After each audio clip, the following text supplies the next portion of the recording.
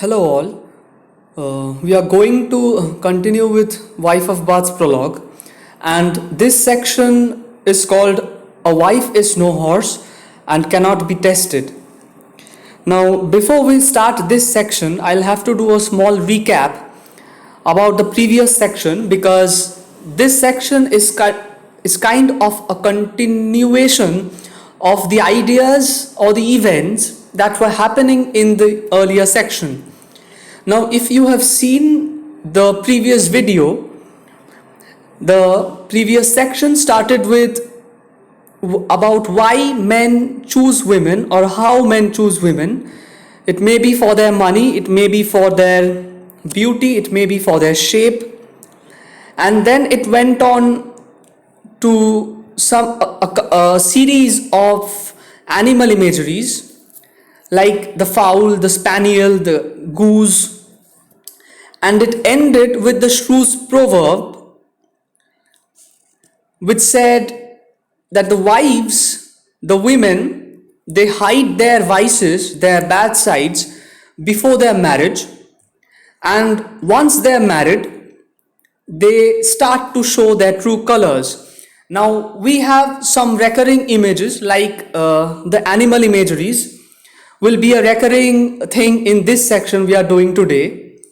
And at the end of the previous section, the wife of Bath was having a rant about this shrew's proverb, which is kind of a veiled misogyny that existed in Chaucer's times. And proverbs as popular culture kind of records the contemporary misogyny. Now, with that, we start today's section. It's called A Wife is No Horse and Cannot Be Tested. You say oxen, asses, horses, and hounds are tried out variously and on good grounds. Basins and bowls before men will them buy, and spoons and stools and all such goods you try. And so with pots and clothes and all array. But of their wives men get no test, you say, till they are married. Base old dotard you. This section brings to us a concept that we should know. It's called the male objectification of the female. Now, you may have already heard about objectification of women. It happens in popular culture, it happens in the celeb culture, it happens in movies and TV shows, it happens in item numbers, and you may have an idea already about male objectification of the female. The basic concept is when you treat women like a commodity, like an object of consumption, and very often sexual consumption, and without any regard whatsoever about her personality, about her dignity. That is the male objectification of the female or objectification of the female body.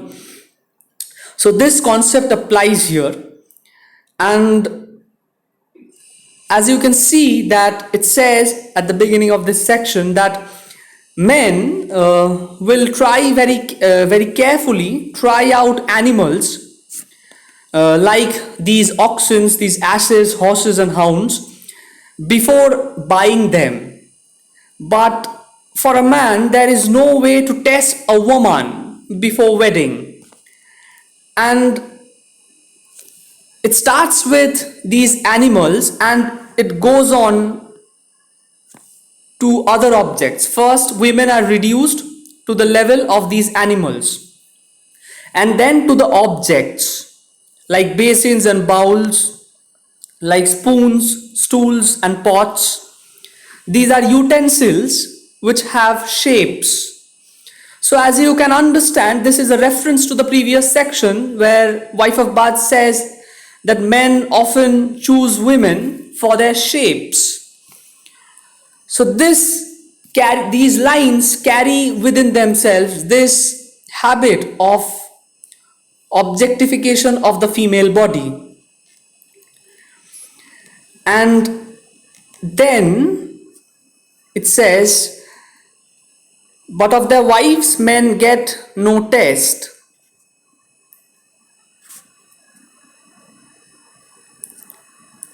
But unlike these animals or the utensils which you can test before buying them, women cannot be tested like a horse. And it refers to the women being tested for their utility, because both these animals like oxen, the horse, they come with some utility. They carry the burden or for transport. The horse is for transport, the oxen is for burden. And these utensils, they also have some utility, the basins, the bowls, the spoons. So it's like women being tested for their utility, like animals, like utensils. And there is no regard whatsoever to her personality, to her dignity. And there is, of course, no emotional quotient in selecting a wife. There is no love, there is no feeling. So this is about the female objectification. And then it says, and then we show what evil we can do. And because women cannot be tested before marriage, after marriage they start to show their true colors, like the Shrews proverb that happened in the previous section, that we have read in the previous section. And this refers to the Shrews proverb that women hide their vices before marriage and then they show their true colors. You say also that it displeases me unless you praise and flatter my beauty. Now we move on to the next part of this section. You say also that it displeases me unless you praise and flatter my beauty, and save you gaze always upon my face and call me lovely lady every place. And then men say that you women are very demanding.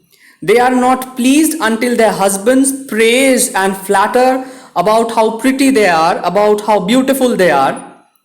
And their husbands always have to stare at their face as if she is the most prettiest lady in this universe.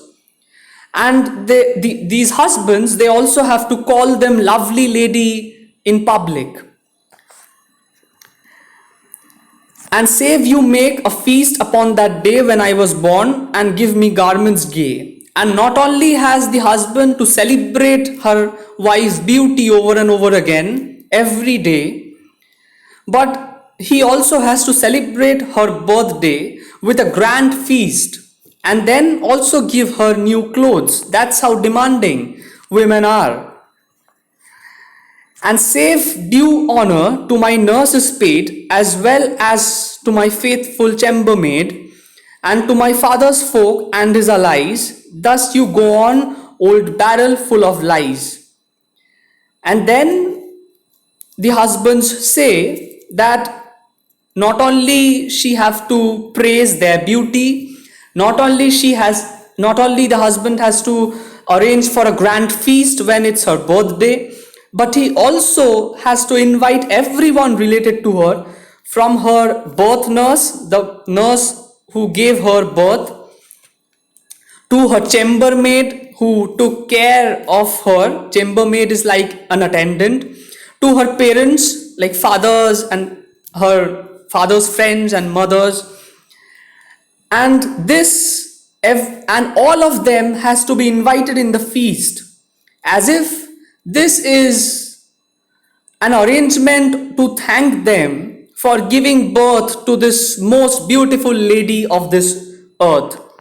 Now, obviously, we don't see any of wife of Bath's husband doing this, but wife of Bath pressed these charges against her husband from herself. We don't see her husband doing this, but we can say this, that this culture of misogyny did exist in Chaucer's age, and that is why it gets reflected in Wife of Bath's prologue. And this is about how men, they exaggerate female expectation to mock them. Now obviously it is for a wife that she will expect maybe her husband to pay attention to her, maybe call her pretty or beautiful sometime, present her with some gifts, and that is how relationships work out. Now these small demands are being exaggerated to some limits by the husbands, and this exaggerations actually makes fun of them, is actually to make fun of them and mock them. And this is the misogyny against which Wife of Bath, this is the misogyny that Wife of Bath calls out. Now this section has a very important literary background, and this is the anti-feminist tradition.